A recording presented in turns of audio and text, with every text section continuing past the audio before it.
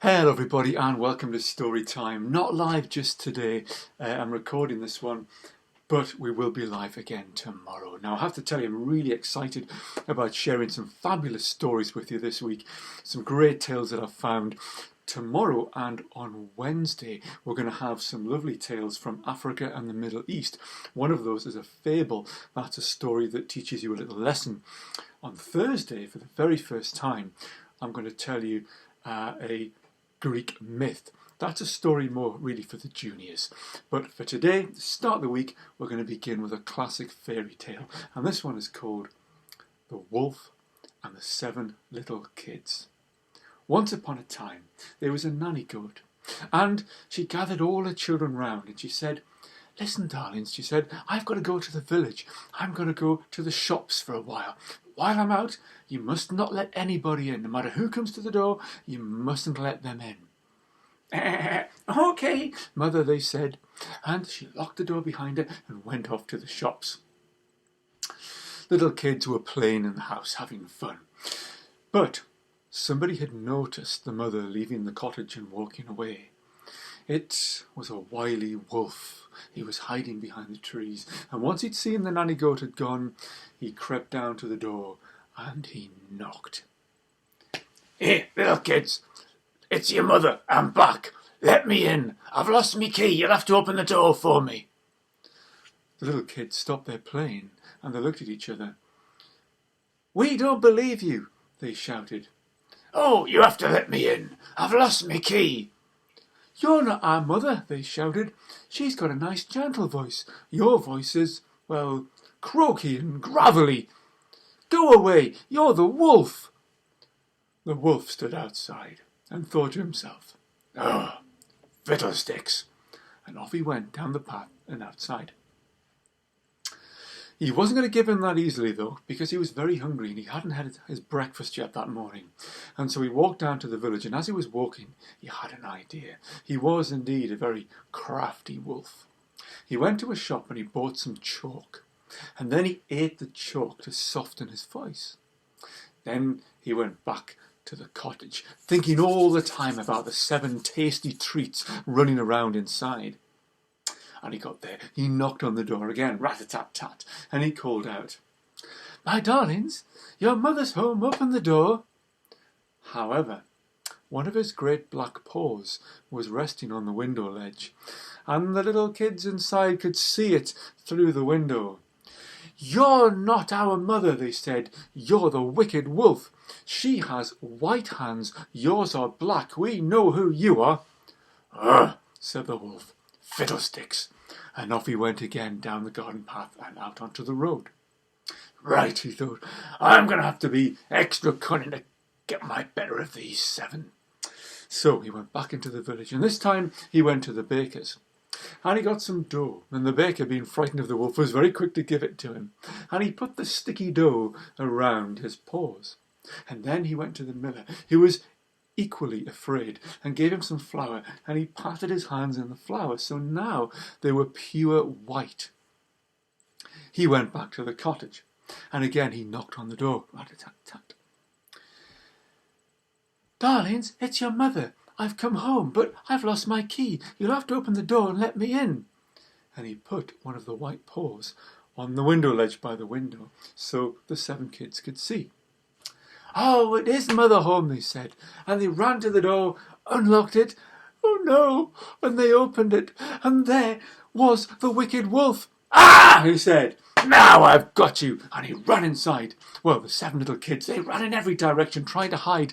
The first one wasn't quick enough. "Gotcha!" he said. "Ah!" Gulp! And down it went in one bite. Then he went after the others. Number 2, well, didn't have time to hide properly. He was just shaking behind a chair. "Got you! Gulp!" And down he went. Number 3 was under the table. "Ah, there you are! Got you! Gulp!" Went down number 3. And off he went round the house looking for more. Number 4 was hiding under the bed, but unfortunately one of his hands was sticking out, and the wolf caught him, pulled him out. Whoop! And down he went. Still hungry, he ran down the stairs and into the kitchen. Number 5 he found hiding behind a curtain, but feet were sticking out from underneath. He pulled the curtain back. Eek!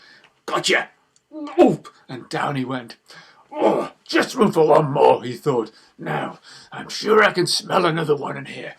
Where are you? Number 6 was hiding in a great pot with the lid on, and he sat there trying to be very, very quiet. But, unfortunately, he felt a sneeze coming on, and he tried. And the wolf pulled off the lid. Ha! Found you! Pulled him out! Whoop! And down he went. All 6 had been eaten. Number 7 was keeping very quiet inside the wooden case of the old grandfather clock, and he sat there, holding his breath, trying not to make a single sound. The wolf, though now very full, decided to leave the cottage and go off and find somewhere to rest, which he did under a great tree down by the river. Some time later, the kid's mother, the nanny goat, came home, and she came through the open door and looked in horror at the mess. There were chairs turned over, plates had been broken on the floor, and she called out, "My children, where are you? Where are you?" "Oh, Mammy, is that you?" And she ran over to the grandfather clock and opened it, and there was little kid number 7 hiding. She pulled him out and said, "What's happened to the others?" And the little kid told him of what had happened to all his brothers and sisters, how they'd all been eaten by the wicked wolf. "Right," she said, "we must be quick. Come with me." And they ran out of the cottage and down the road towards the river. Didn't take them long to find the wolf there, now fast asleep under a tree. But when they got closer, they noticed something rather strange. The wolf's bulging belly was wobbling and moving. "Could it be," said the nanny goat, "that my children are still alive inside the wolf's stomach?" Indeed, the wolf had been so greedy he'd swallowed them whole. "Right," she said, pointing to kid number 7. "You must run back to the cottage, bring back a pair of scissors, a needle and a thread. Off you go, quick, quick, quick." And off went the kid to the cottage and then came running back. "Here, Mammy," he said. "Right, we've got work to do." She took the scissors and went to the wolf's stomach. Snip, snip, snip she went, and out popped the first of her kids. Boing! And there it was. And number 2. And 3. And there they were, 1, 2 and 3, all perfectly unharmed, standing by the side. "Right, where's the other 3, she said, and she snipped a bit more with the scissors. Snip, snip, snip.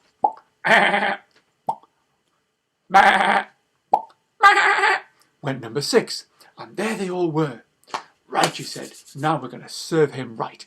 Everybody go and find a big rock." So they all went down to the riverbank and they came back with a big rock. And they put the rocks inside the wolf's stomach where the kids had been. And then, taking the needle and thread, she sewed the wolf back up again. And off they went back to the cottage. Now, many hours later, the wolf finally woke up. "Oh," he thought, I still feel rather full. Certainly don't feel any better for that sleep. I feel very thirsty like that too. I think I'll go down to the river and get something to drink." And so he padded down to the river. When he got down to the bank, he leant over to take a drink.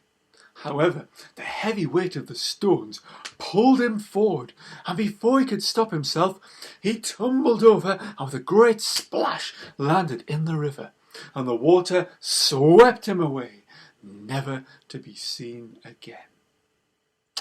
And as for the nanny goat and her 7 kids, well, the children had learnt their lesson, and they knew now when their mother was out to be much more careful and not to let anybody in. And there you go, boys and girls, a fairy tale of the wolf and the 7 little kids. Now tomorrow, as a special bonus, I've got 2 stories for you, 2 short stories that both have the same theme.